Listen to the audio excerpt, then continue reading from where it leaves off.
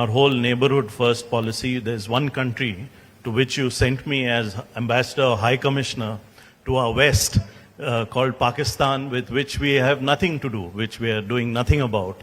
So, you know, at this point of time when Pakistan is going through some economic difficulties, do you think this is a point when there can be some kind of rapprochement between India and Pakistan?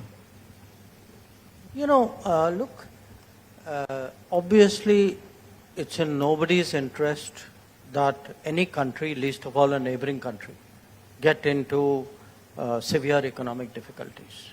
You know, nobody sensible, nobody mature would even nurse that thought.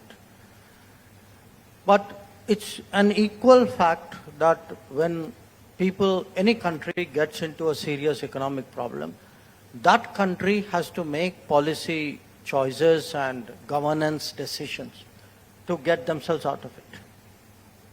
You know, another country, neighbor or non-neighbor or another institution, others cannot solve a problem if you're not prepared to solve it yourself. So let's be clear on the first point, which is that the solution, this is not a Pakistan point, it's a generic global point. Any country in deep economic difficulties has to come out of it through, what the world can do is to provide options and support systems. But the bottom line has to be done by that country, and often it will require very tough choices. Now, I want all of us to remember, we went through this 30 years ago. So it's not something which happens to other people. It also happened to us. It happened to us not once. It happened to us maybe not with the same severity at various other points of time in our modern history as well. But having said that, the reality of this particular relationship is that it has a fundamental issue which we cannot and we must not avoid. And that issue is that of terrorism.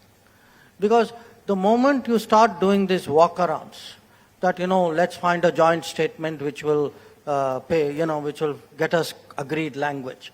Let us reach out at this point and see where this goes. That's been the talk of the last 75 years. And look where it got us. So I think we need clarity that, and we mustn't be in denial of what are very fundamental problems in that relationship. And just as, a country has to fix its economic issues, a country has to fix its political issues too. A country has to fix its social issues. No country is ever going to come out of a difficult situation and become a prosperous power if its basic industry is terrorism. So among the changes which need to be made are also changes pertaining to all of that. So I think that remains a very major problem. I also think, as someone in politics, if I were to look at any big decision I'm making, I would also look at what is the public sentiment. I would have a pulse. What do my people feel about it? And I think you know the answer.